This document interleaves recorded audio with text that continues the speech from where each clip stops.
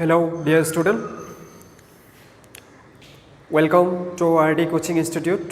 তোমালোকক warm welcome জনাইছো আৰু আমাৰ RD Coaching Institute লৈ মই তোমালোকৰ মেথছৰ টিচাৰ হয় মিতুল আলী sir.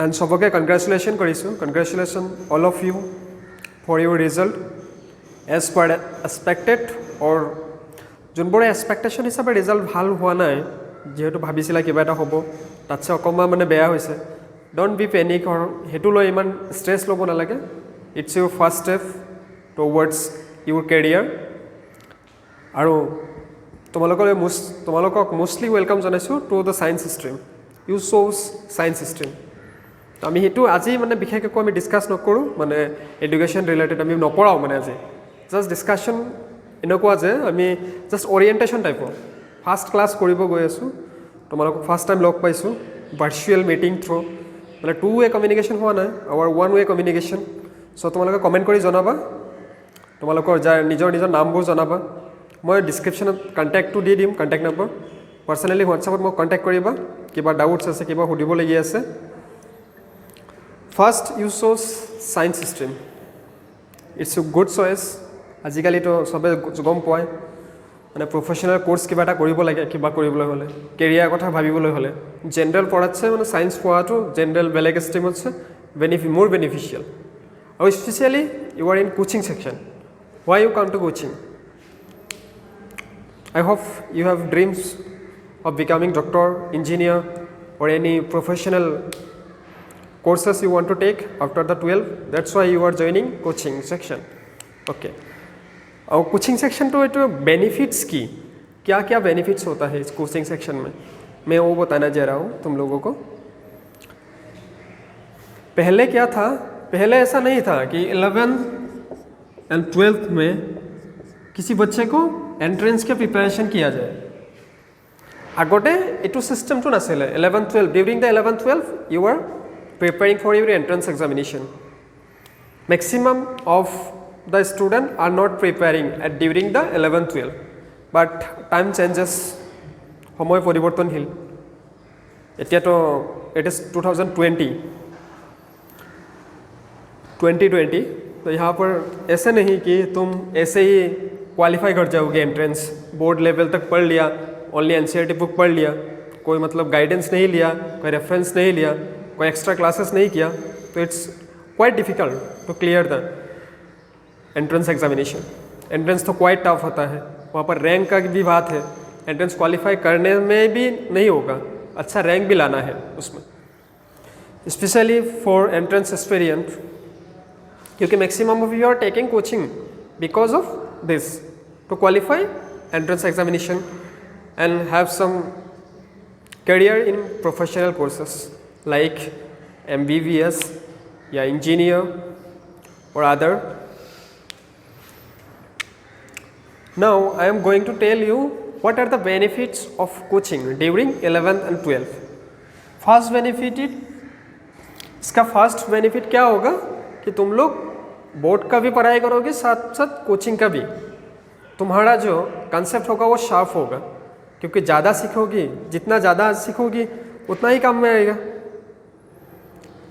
सीखने में कोई कमी नहीं रहना चाहिए जितना कंसेप्ट होगा उतना ही न्यूमेरिकल मैथ्स का बारे में बोल रहा हूँ जितना कंसेप्ट होगा जितना तुम्हें फॉर्मूलास मालूम होगा उतना अच्छे से न्यूमेरिकल कर सकोगे तो ट्रिक्स के बारे में पता होगा तो ये इजी हो जाएगा कि एमसीक्यू क्वेश्चन करो तो बहुत ही आसान हो जाएगा और सेकेंडली क्या होगा बेनिफिट क्या होगा कोचिंग का during this 11th and 12th periods तुम्हारा यार भी लॉस नहीं होगा আগতে কি হৈছিল ম্যাক্সিমাম স্টুডেন্টে আফটার দা 12th কোচিং লয় বিশেষকৈ বাহিৰত যায়গে বাহিৰত গৈ কোচিং লয় বাহিৰত মানে ইয়াত নৰ্মালি আগতে ইফালে নাছিলে এনেকুৱা আপাৰ আসামত এনেকুৱা কোচিং নাছিলে গুৱাহাটীতে আছিলে কিছুমান কোচিং চেণ্টাৰ আফটাৰ দা 12th দে গো থ্ৰু দা কোচিং এন্ট্ৰেন্সৰ কাৰণে প্ৰিপেয়াৰ কৰিবলৈ যেতিয়া 12th পিছত নহয়গে এন্ট্ৰেন্স কোৱালিফাই কৰিব নোৱাৰে দেন দে গো থ্ৰু দা কোচিং প্ৰসেছ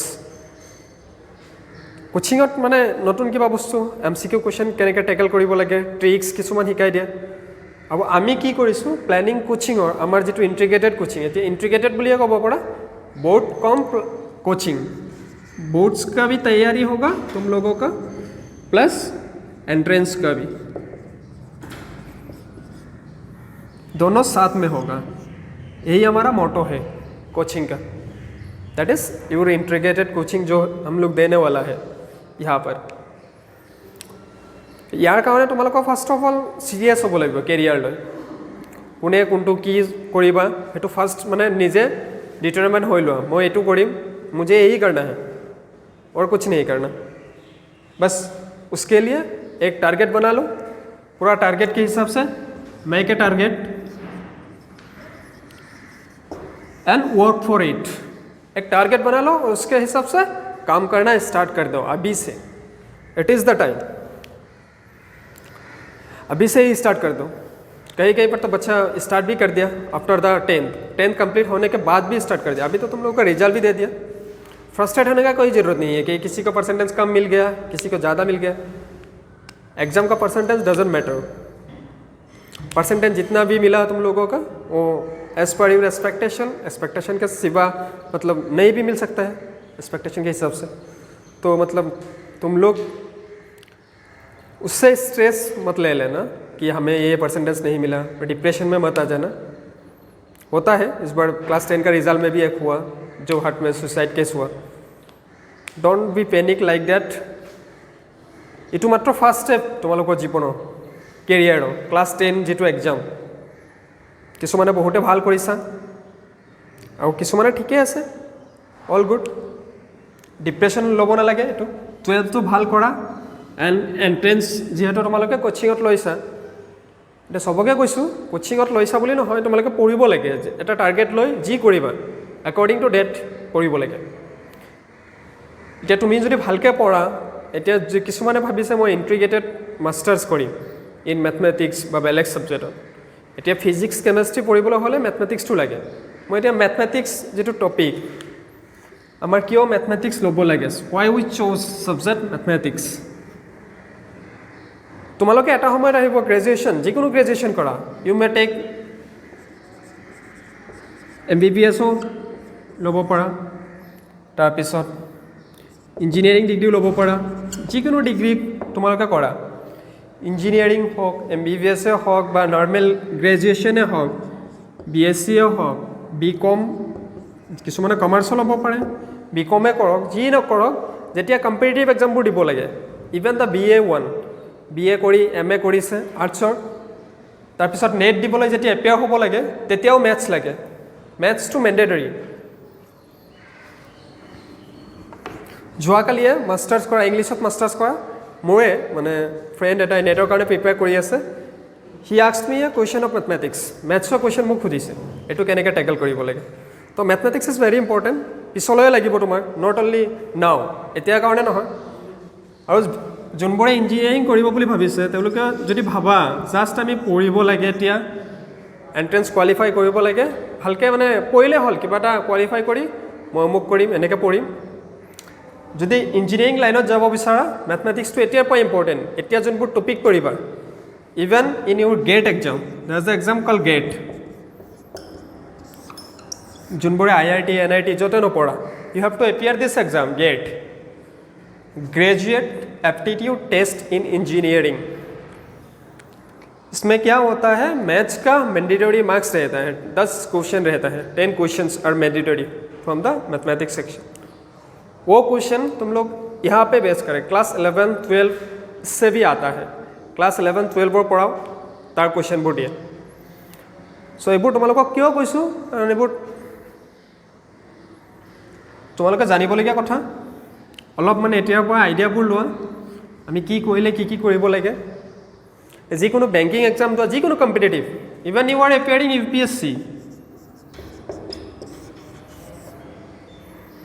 UPSC এক্সাম দি আছে চিভিল ছাৰ্ভিচৰ কাৰণে, সিহঁতেও মেথছ এপিয়াৰ হ'ব লাগে। দে ৰিকুৱাৰ্ড অলছ' মেথমেটিক্স, সিহঁতৰো মেথমেটিক্সৰ নেচেচাৰী আছে। ৱাই? কাৰণ তাতে এটা টপিক আছে, পোৰ্চন এটা থাকে সদায়, that is aptitude. In aptitude there is nothing but mathematics.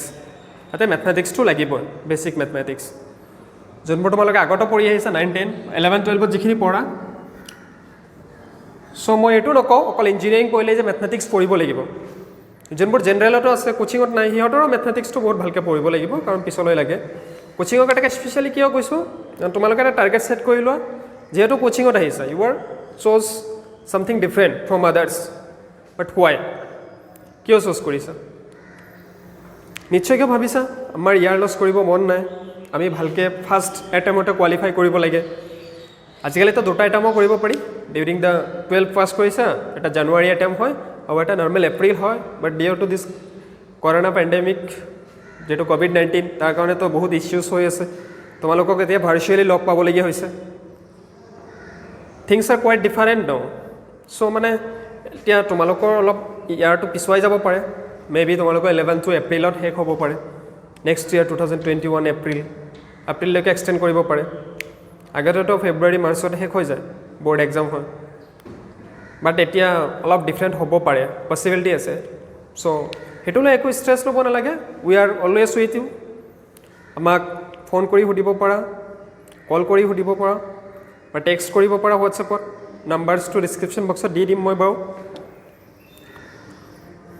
আৰু তোমালোকে ক'বা আমি কি পঢ়াব লাগে ফাৰ্ষ্টত what we need to study মানে ক্লাছ 10ত যোনবোৰ পঢ়ি আহিছা তাৰ পৰা ষ্টাৰ্ট কৰিম কোচিঙৰ কাৰণে কিছুমান টপিক লাগে মেথমেটিক্সত যোনটো আমাৰ 11 বা 12তো নাই বাট ক্লাছ 10ত পাই আহিছিলা সেইটো আছিলে তোমাৰ কোৱাড্ৰেটিক ইকুৱেশ্যন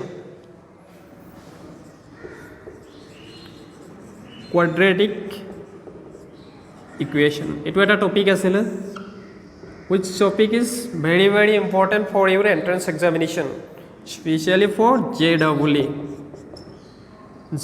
हो या CEE हो या BIT हो कोई भी इंजीनियरिंग एंट्रेंस हो BIT बीट सेट बहुत सारा इंजीनियरिंग एग्जाम होता है उसके लिए क्या चाहिए होता है क्वाड्रेटिक इक्वेशन एक इम्पॉर्टेंट टॉपिक है सो क्लास 10 का जो क्वाड्रेटिक था वो थोड़ा एक बार देख लेना तुम लोग ऐसे ही किताब तो खुलिया बा चाই ল'বা क्वाड्रेटिकत কি আছিলে ক্লাছ 10ত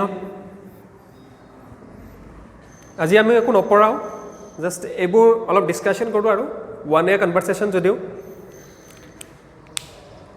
আৰু আফটাৰ সায়েন্স ল'লে আমি কি অপশ্যন পাব পাৰোঁ সায়েন্স ষ্ট্ৰীমত যিহেতু আহিছে আৰু কোচিংটো লৈছে অকল মানে ইঞ্জিনিয়াৰিং আৰু MBBS মানে মেডিকেল দুটা লাইনে আছে নেকি আৰু কিবা আছে আৰু কিবা এক্সাম এপিয়াৰ হ'ব পাৰোঁ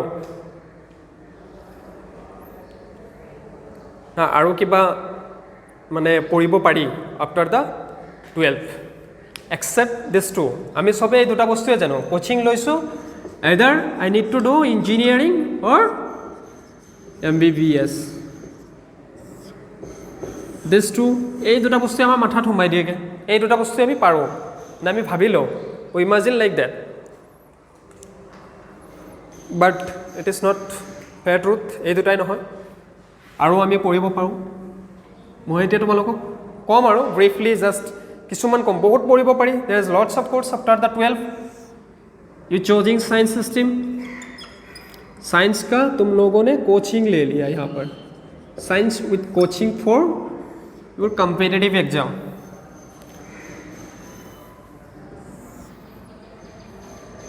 আমি কি এক্সাম দিব পাৰোঁ আফটাৰ দ্য 12 এইটো 11 and 12 কমপ্লিট আৰু ডিউৰিং 11 and 12 আৰু এক্সামো দিব পাৰা তোমালোকে দ্যাট ইজ অলিম্পিয়াডটো এপিয়াৰ হ'ব পাৰা অলিম্পিয়াড ফৰ মেথমেটিক্স যোনবোৰ CBSE বা ICSE বৰ্ডৰ আছিলে আগতে আপ টু 10 দে ন আৰু সেবাৰবোৰে মে বি ন কিছুমানত নাজানিবও পাৰে দ্যাটছ আমাক কণ্টেক্ট কৰিব পাৰা অলিম্পিয়াড এক্সামটো কেতিয়া হয় কেতিয়া আমি ইনফৰমেশ্যনবোৰ তোমালোকক প্ৰভাইড কৰিম অলিম্পিয়াড এক্সামটো এপিয়াৰ হ'ব পাৰা ফৰ মেথমেটিক্স ফিজিক্স কেমেষ্ট্ৰি মানে ইচ ইণ্ডিভিজুৱেল ছাবজেক্টত বেলেগ বেলেগকৈ হয় তো সেইটো এপিয়াৰ হ'ব পাৰা ভেৰি ভেৰি মানে ইম্পৰ্টেণ্ট হয় আৰু কম্পিট কৰিব পাৰা কম্পিটিশ্যন লেভেল কেনেকুৱা হয় সেইটো এক্সামটো এপিয়াৰ হ'লে অলপ গম পাবা what is the competition around আছ এনেকুৱা নহয় মই ক্লাছ 10ত 95 96 এনেকুৱা পাৰ্চেণ্টেজ পাই গৈছোঁ তো ইটছ চাফিচিয়েণ্ট হৈ গৈছে মই জানো বহুত বস্তু জানো দ্যাটছ নট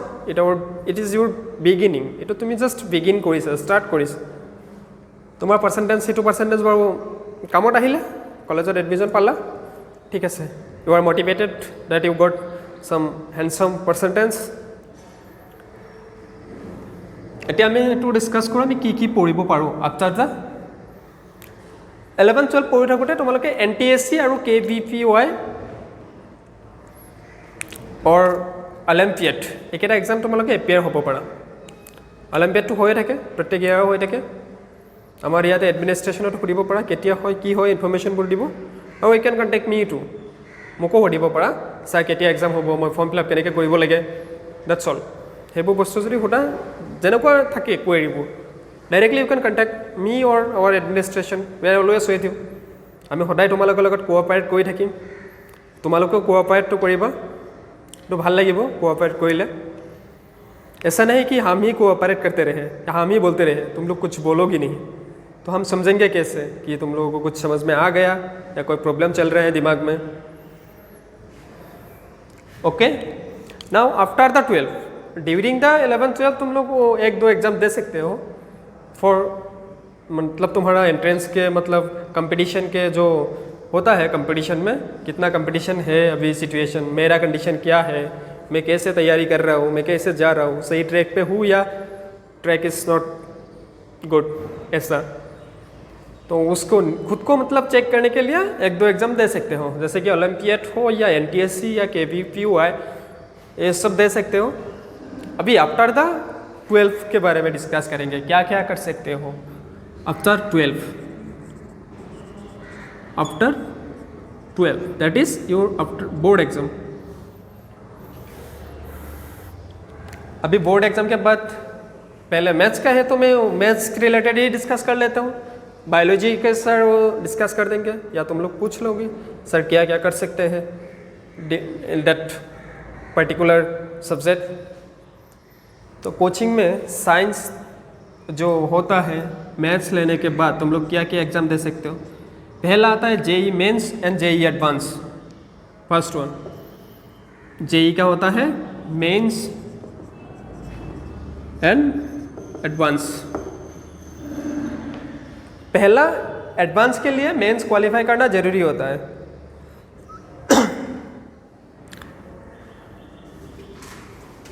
तो क्वालिफाई JEE मेंस, इसमें क्या होता है तुम्हारा 300 मार्क्स का एग्जाम होगा, 25 question each from each subject, 25 questions from each subject. वो भी जो सिलेबस है वो बिल्कुल तुम्हारा NCERT बुक के बराबर है, जो बुक में 11-12 में मिलेगा वही होगा तुम लोगों का सिलेबस। उससे 25 क्वेश्चन आएगा, जितने भी चैप्टर होगा।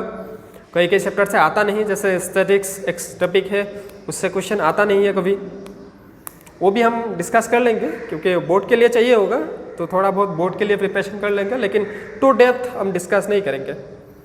और बाकी जो टॉपिक होगा जैसे क्वाड्रेटिक तो 11-12 में नहीं मिलेगा, but you will gate questions in your entrance examination. तो क्या होगा इससे 25 क्वेश्चन आएगा ईच सब्जेक्ट से, तो टोटल आ गया 75 क्वेश्चन।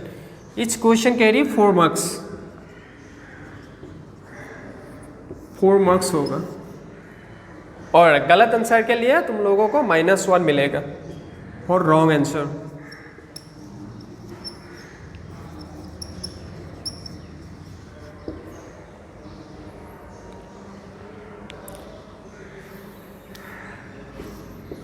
और सही है ना सर, +4।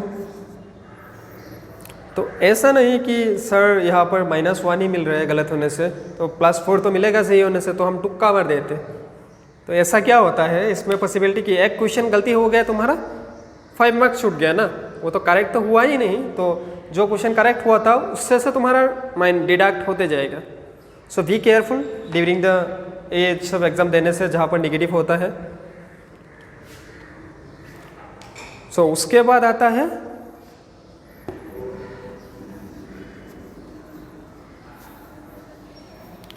JEE के बाद आता है JEE एडवांस में होता है सब्जेक्ट। वहाँ पर तो तुम्हारा not only the MCQ question भी नहीं रहेगा, MCQ क्वेश्चन भी रहेगा, उससे मतलब और भी क्वेश्चन है, एसेशन रीजन वगैरह रहेगा, और थोड़ा मतलब अलग ही लेवल का क्वेश्चन रहता है एडवांस।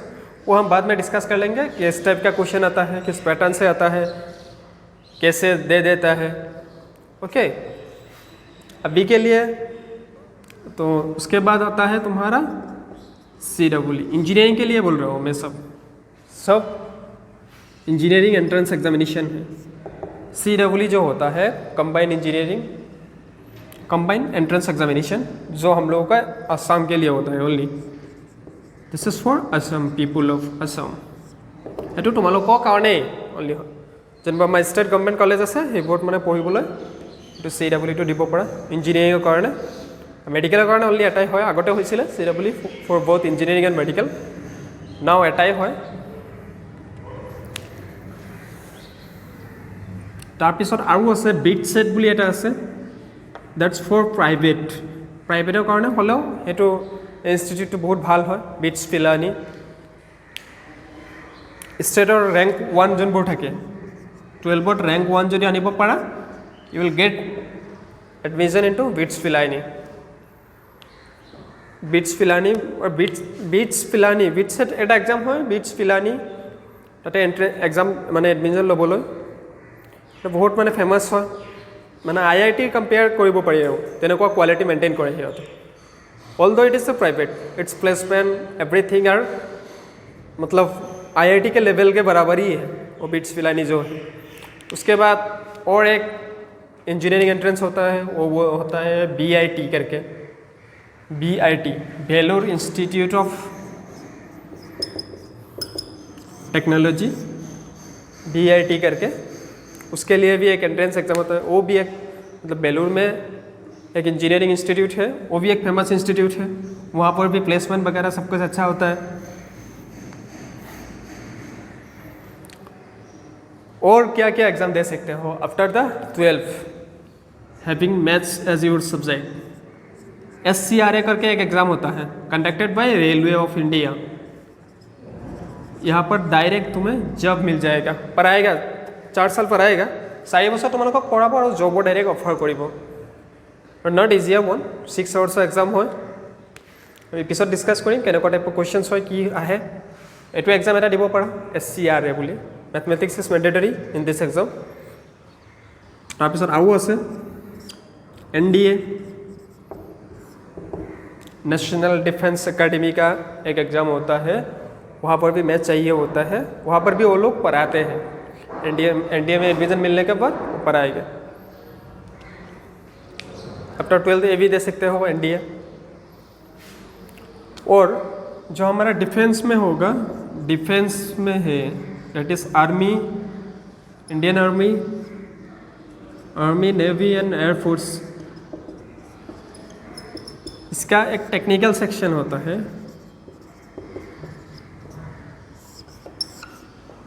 टेक्निकल असिस्टेंट के लिए वो भी निकालता है, जॉब निकालता है। डायरेक्ट जॉब नहीं है, सैलरी भी मिलेगा, तुम लोगों को पढ़ाएगा भी, 2 साल तक पढ़ाता है।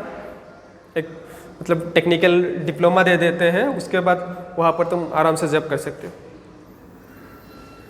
अच्छा है, नॉट बैड।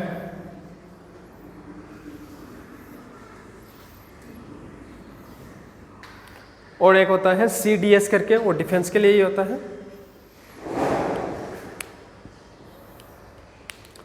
और बहुत सारा एग्ज़ाम है तुम दे सकते हो, और भी कुछ है मतलब जो इंटीग्रेटेड मास्टर्स कर सकते हो, या फिजिक्स में करो या मैथ्स में करो। कोई अच्छा यूनिवर्सिटी है, बहुत ही अच्छा यूनिवर्सिटी है।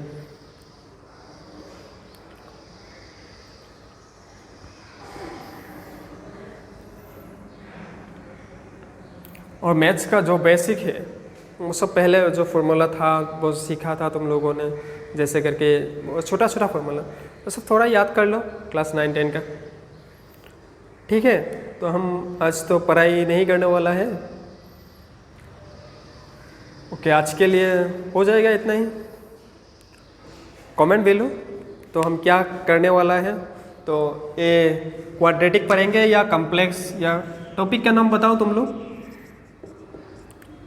क्वाड्रेटिक पढ़ो, क्लास 11 का सिलेबस चेक करो, NCERT बुक अवेलेबल है। If you are not getting the book, hard book, you will get a soft book from your android mobile से आजकल सब कुछ मिल जाता है।